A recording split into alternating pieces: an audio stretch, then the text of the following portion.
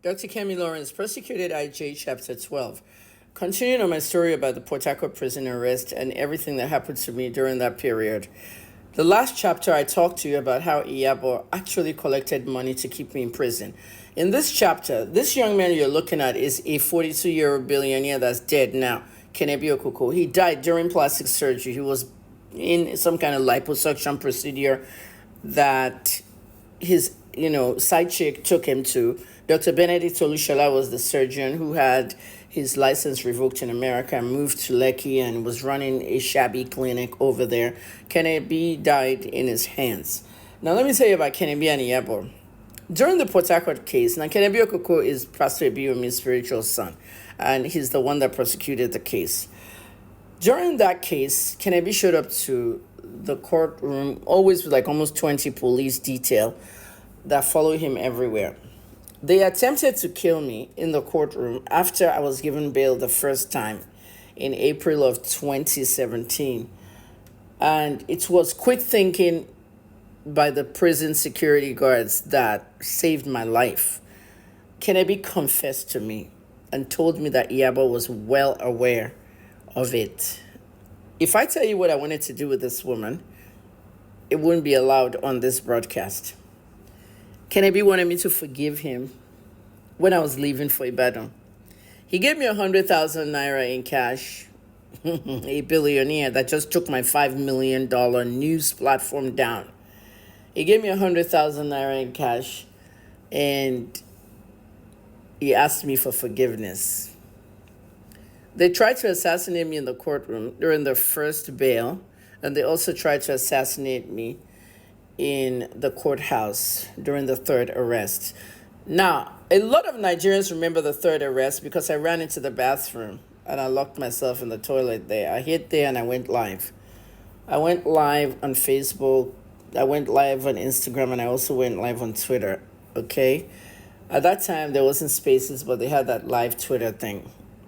I made sure I showed myself to everybody and where I was hiding. They were trying to rearrest me when I came from Port Harcourt, from Ibadan to Port Harcourt for a court hearing, and I was on my way back to the airport. So on going out of that courtroom, for some reason, my lawyer said I shouldn't go outside and wait for him. Maybe he had an idea they were trying to rearrest me.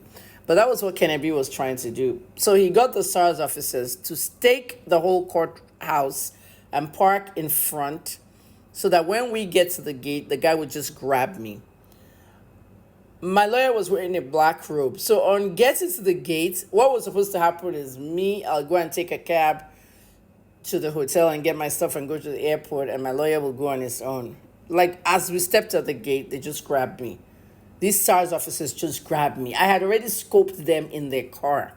They were sitting in a white Hilux. As they grabbed me, my lawyer fought them.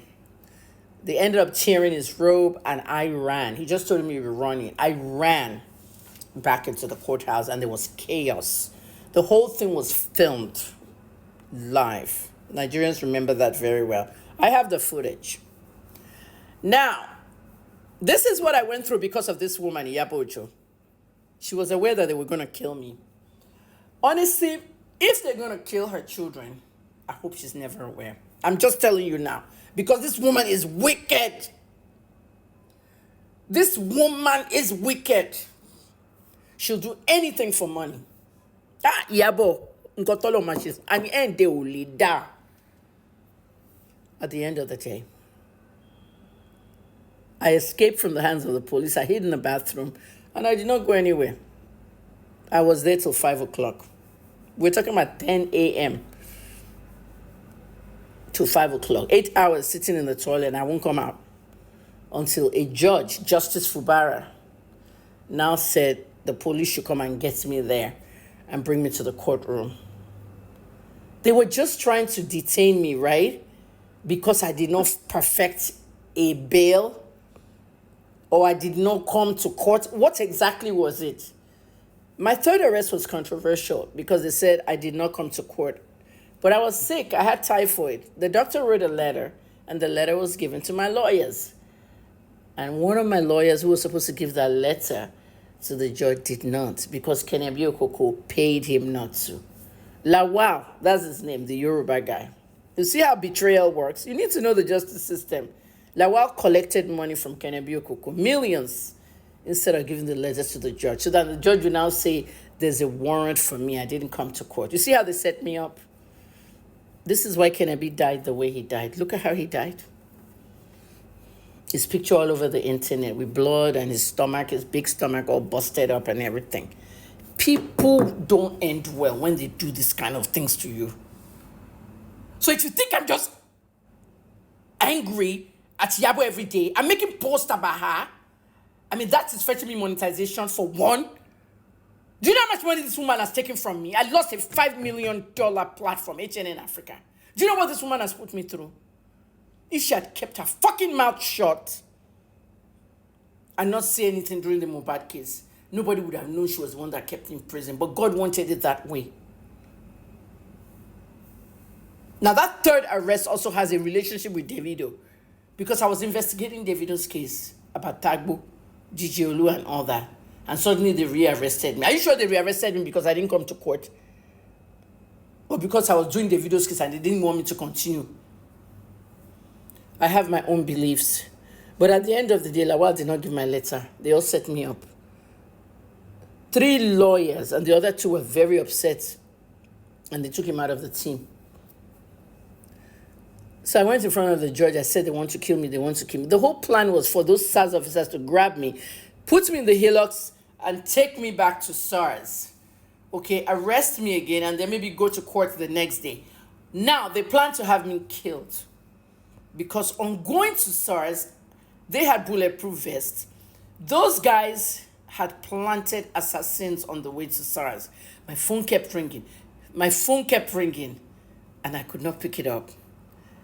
When I finally picked it up, it was a guy called Ken. He was a police officer that works at that very SARS.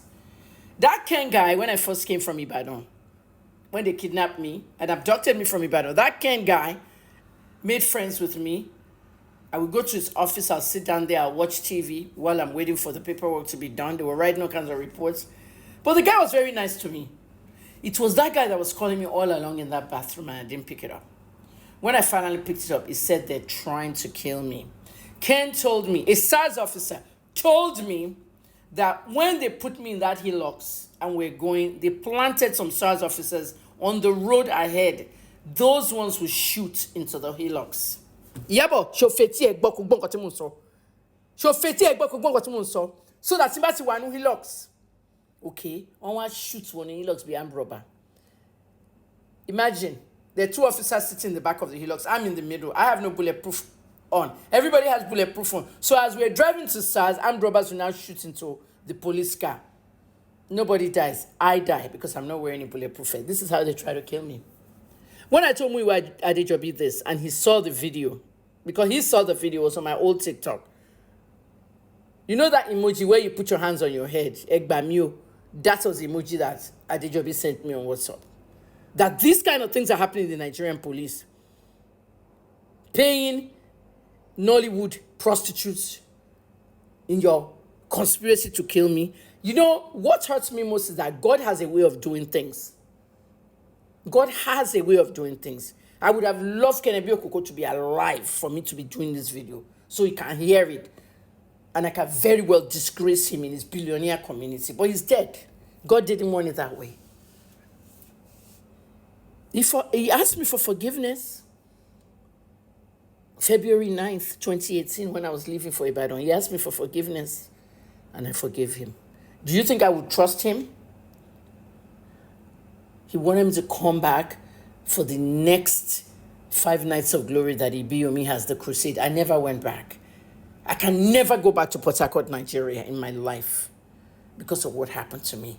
And all this stuff was prevented from being reported.